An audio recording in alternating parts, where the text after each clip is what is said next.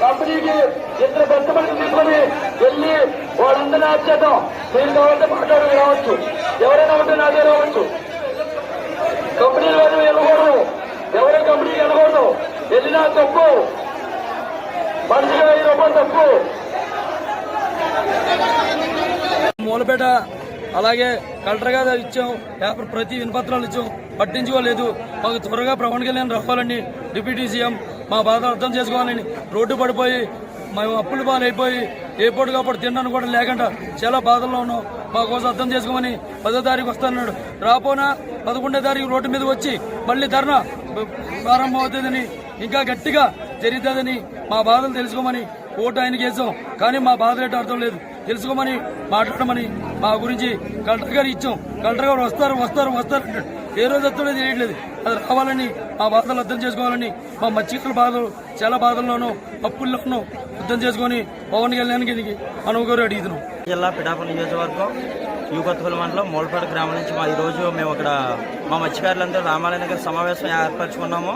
దేని నిమిత్తం అంటే మన బల్క్ డ్రగ్ ఫ్యాక్టరీ వల్ల మరి మాకు నష్టం కలిగింది కాబట్టి ఆల్రెడీ మేము 2-3 రోజులు రోడ్డు మీద ధర్నా చేసాము. ధర్నా చేస్తే అనేక సార్లు ముందు కూడా మేము కలెక్టర్ రిప్రజెంటేషన్ ఇవ్వడం జరిగింది. కలెక్టర్ గారు ఏమన్నా అంటే మా ఉప్పాడు వచ్చి మీకు 10వ తారీఖు లోపల పవన్ కళ్యాణ్ గారితో మిమ్మల్ని కూర్చోబెట్టి పరిష్కారం సమస్య చేస్తానని చెప్పారు. మరి పవన్ కళ్యాణ్ ఎప్పుడు వస్తారనేది మాకు తెలియదు. మేము అయితే మాత్రం ధర్నా మాత్రం కొనసాగిస్తున్నాము, ఇంటికాడే ఉంటున్నాము. పిల్లలు తల్లిలు మొత్తం అందరూ కలిపి కంపెనీలు కూడా వెళ్ళట్లేదు. అసలు ఎక్కడికి చెరువులు కూడా మొత్తం అందరూ మానేశారు. మా వృత్తే చెరువు కానీ సముద్రంలో వేట కానీ అదే మానేస్తే ఇంకా మాకు జీవనోపాధి ఏముంటుంది? మొత్తం అందరూ చాలా ఇబ్బంది, ఆరోగ్యంగా చాలా ఇబ్బందిగా ఉన్నాం. కొన్ని రోజులకు రోడ్డు మీద వచ్చే పరిస్థితి కూడా ఏర్పడింది. దీని మీద పవన్ కళ్యాణ్ గారు దృష్టి మరి సాధించి మా సమస్యను పరిష్కారం చేస్తారని, 10వ తారీఖు లోపల కూడా వస్తారని మేము ఎదురు చేస్తున్నాం. 10వ తారీఖు రాకపోతే దీన్ని ఇంకా విపరీతంగా మేము రోడ్డు ఎక్కేసి ఇంకా విపరీతంగా ధర్నాలు కూడా కొనసాగిస్తాం. మరి మాకు ఎట్టి పరిస్థితుల్లో లేక మాకు 10వ తారీఖు పవన్ కళ్యాణ్ గురించి హామీ ఇవ్వాలా?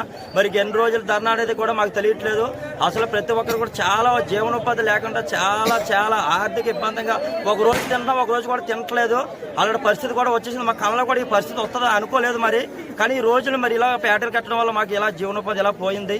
ఒకప్పుడైతే ఎంత సమృద్ధిగా చేపలు కూడా చాలా బాగా తెచ్చుకున్నాం. సొంతట్లో కూడా చేప తినలేని రోజు కూడా ఈ రోజు ఉందంటే అది కూడా ఈ పేట కట్టిన తర్వాత కూడా తినకుండా పోయాం. మరి అది ఈ విషయం కూడా అందరికీ తెలుసు. మరి ఈ సమస్య మీద ఉప ముఖ్యమంత్రి పవన్ కళ్యాణ్ గారు, సీఎం నారా చంద్రబాబు నాయుడు గారు దీని మీద సమస్య పరిష్కారం చేస్తారని కోరి ప్రార్థిస్తున్నాం.